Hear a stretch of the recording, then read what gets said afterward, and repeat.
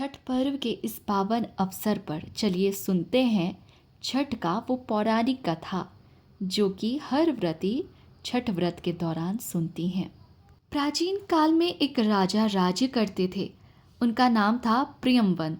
राजा प्रियमवन की कोई संतान नहीं थी। राजा इस बात को लेकर बहुत परेशान रहते थे। उन्होंने महर्षि कश्यप को अपना दुख बताया। उसके बाद महर्षि कश्यप ने संतान प्राप्ति के लिए पुत्रेष्टि यज्ञ कराया। यज्ञ में आहुति के लिए बनाई गई खीर राजा प्रियमवंत की पत्नी मालिनी को खाने के लिए दी गई।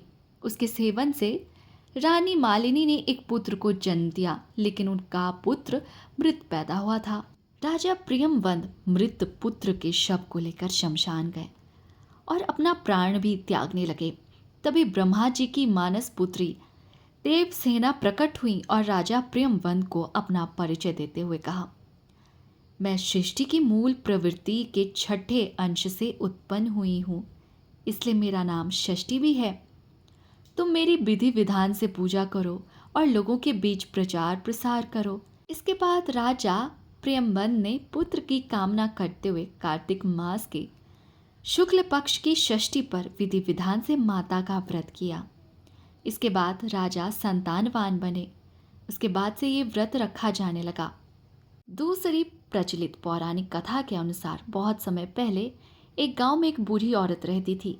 उसके घर में एक सीधी सादी धर्मपरायण बहू थी जो हर काम श्रद्धा और प्रेम से करती थी। लेकिन बूढ़ी सास उसे हमेशा ताने देती, उसे दुख पहुंचाती। एक दिन आया छठ मैया का पावन पर्व। बहू मन में सोच रही थी, इस बार मैं भी छठ मैया का व्रत रखूंगी। पर जैसे ही सास को पता चला, उसने ताना मारते हुए कहा, पहले जा और तालाब पर जाकर काला कंबल उजला कर ला, तभी तुझे छठ करने दूंगी। बहू की आंखों से आंसू बह निकले। फिर भी उसने छठ मैया का नाम लिया और तालाब की ओर चल पड़ी।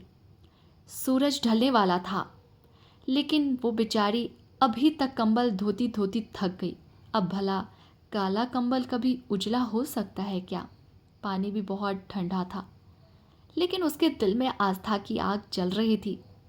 वो तालाब के किनारे खड़ी होकर भगवान सूर्यदेव से गुहार करने लगी, हे छठी मैया, अगर मेरा मन सच्चा है तो इस काले कंबल को उजला कर दो। अगर ऐसा नहीं हुआ तो मैं छठ का व्रत कैसे कर पाऊंगी?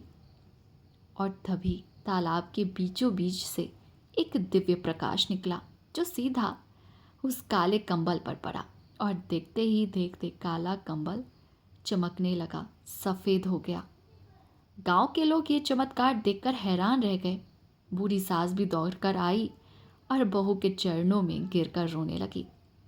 उस दिन से गांव में कहा जाने लगा, जिसके मन में सच्ची श्रद्धा और भक्ति हो, छठ मैया उसके जीवन का हर अंधकार मिटा देती है। जय छठी मैया, जय सूर्यदेव।